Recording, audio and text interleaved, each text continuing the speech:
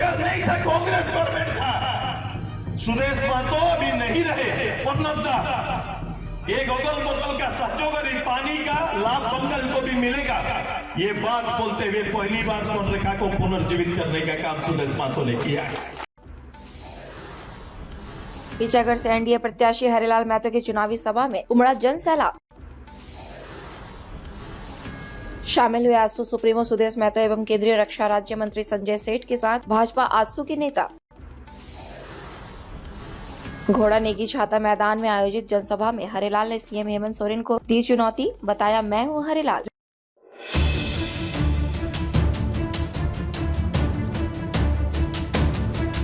झारखंड विधानसभा चुनाव 2024 के लिए ईचागढ़ विधानसभा सीट से एनडीए प्रत्याशी हरिलाल महतो के समर्थन में मंगलवार को चांडिल के घोड़ा नेगी छाता मैदान में एनडीए की ओर से एक साझा जनसभा का आयोजन किया गया, जिसमें आजसू सुप्रीमो सुदेश कुमार महतो और स्थानीय सांसद सह केंद्रीय रक्षा राज्य मंत्री संजय सेठ शामिल हुए। सभा में हजारों की भीड़ जुटी, जिसमें दोनों ही दल के नेताओं ने मंच से एनडीए प्रत्याशी हरिलाल महतो के पक्ष में मतदान करने की अपील की। अपने संबोधन में केंद्रीय रक्षा राज्य मंत्री संजय सेठ ने झामुमो पर निशाना साधते हुए राज्य को गर्त में ले जाने का आरोप लगाया।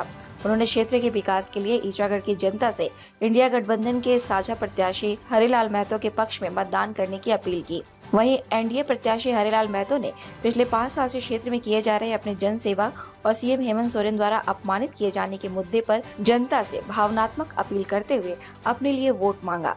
उन्होंने निजी मैनिफेस्टो बढ़कर जनता को सुनाया और कहा कि यदि जनता उन्हें मौका देती है तो वे एनडीए के मैनिफेस्टो के साथ अपने विधानसभा के लिए निजी मैनिफेस्टो पर काम करेंगे। वहीं अपने संबोधन में आजसू सुप्रीमो सुदेश कुमार महतो ने झामुमो कांग्रेस राजद गठबंधन पर जमकर निशाना साधा और आगामी 13 नवंबर को हरिलाल महतो के समर्थन में वोट करने की अपील की। उन्होंने सीएम हेमंत सोरेन पर निशाना साधते हुए कहा कि जिस हरिलाल महतो ने जमीन से जुड़कर जनता की सेवा की, उन्हें वे नहीं पहचानते। इस अपमान का बदला 13 नवंबर को ईचागढ़ की जनता लेगी। श्री महतो ने क्षेत्र की जनता को भरोसा दिलाया कि यदि हरिलाल महतो चुनाव जीतते हैं और राज्य में एनडीए की सरकार बनती है तो ईचागढ़ की जनता से किया गया एक वायदा पूरा किया जाएगा। इस दौरान सैकड़ों लोगों ने आजसू का दामन थामा। India news viral Bihar Jharkhand के लिए अफरोज मल्लिक के साथ विपिन वार्ष्णेय की रिपोर्ट। रूप से तैयार करने और अपने विजुअल मीडिया से कैद करने वाले मीडिया के सभी साथियों का भी बहुत बहुत अभिनंदन और स्वागत करते हैं।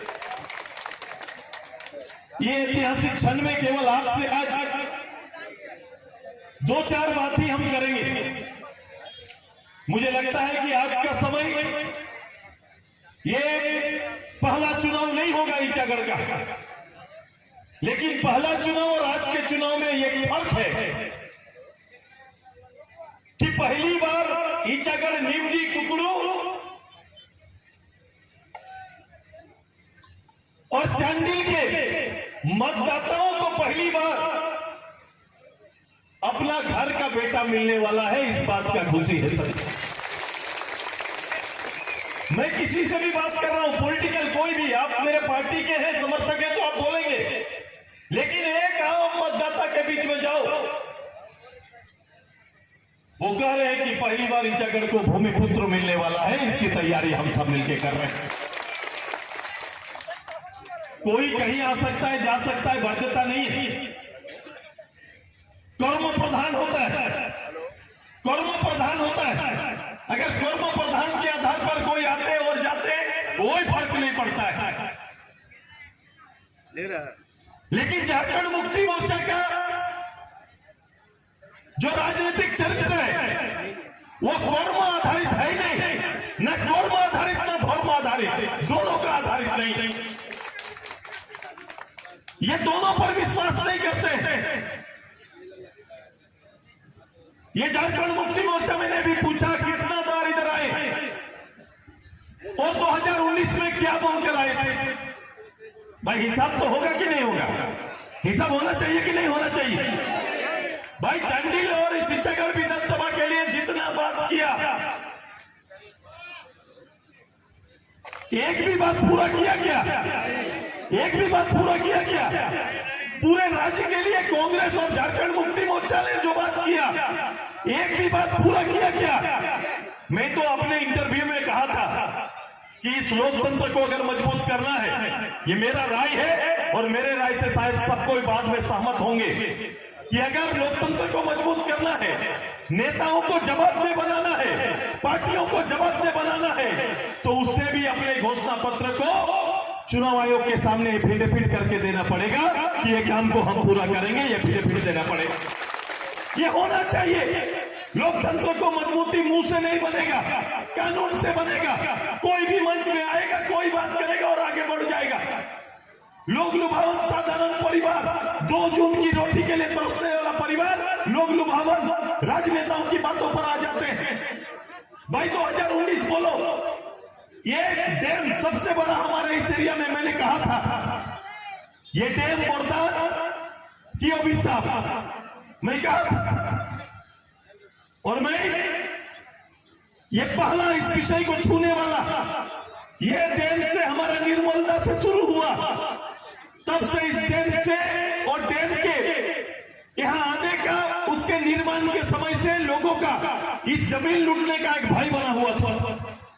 जमीन चला गया, विस्थापित हुए, लेकिन विस्थापित का आज तक पूर्ण रूप से जो अधिकार मिलना चाहिए अभी तक नहीं मिल पाया है।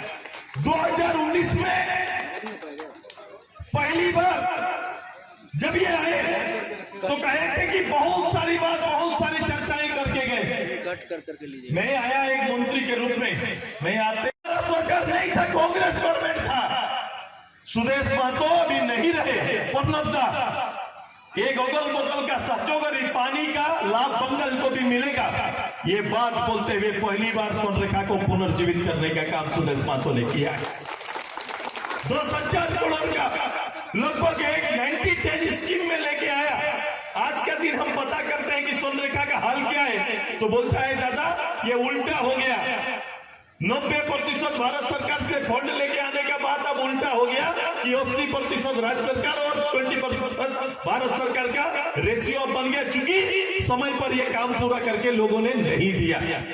आप फिर से निश्चित हो जाइए, मैं डैम से प्रभावित उन सभी परिवारों को सुदेश महतो आश्वस्त करके जाता है कि निश्चित हो जाइए, जो डैम से प्रभावित परिवार अभी भी सरकारी संरक्षण या मुआवजे से छूटा हुआ है, जो नियम संगत है, जो आपके अधिकार में आता है, एक भी परिवार को शेष रहने नहीं देंगे, सभी का काम पूरा करेंगे। ये मैं आपको करके जाता हूं। ये हरिलाल जी का पहला दायित्व होगा कि हम इस काम को इनके साथ पूरा करेंगे। और दूसरा, इसका लाभ क्षेत्र आपको करेंगे। मैंने इसका प्रोजेक्ट भी ईचागढ़ के लिए तो पहले ही बना लिया है।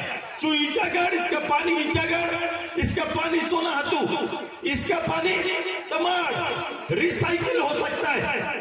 ये पानी को रिसाइकिल किया जा सकता है, निम्डी में रिसाइकिल किया जा सकता है।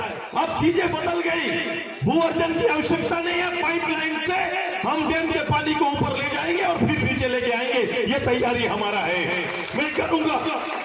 एक भी खेत जहां पानी पहुंच सकता है, मैं उन किसान को वादा करता हूं, एक भी खेत जहां पानी पहुंच सकता है इस डैम का, हर खेत तक पानी आपका पहुंचा के देंगे, ताकि आपका आय दोगुना हो, आपको दोगुना खेती कर पाए। और आप ताज़ा खबरों से जुड़े रहने के लिए हमारे चैनल को सब्सक्राइब करें और बेल आइकन को दबाना ना भूलें, ताकि हर खबर की नोटिफिकेशन आपको मिलती रहे।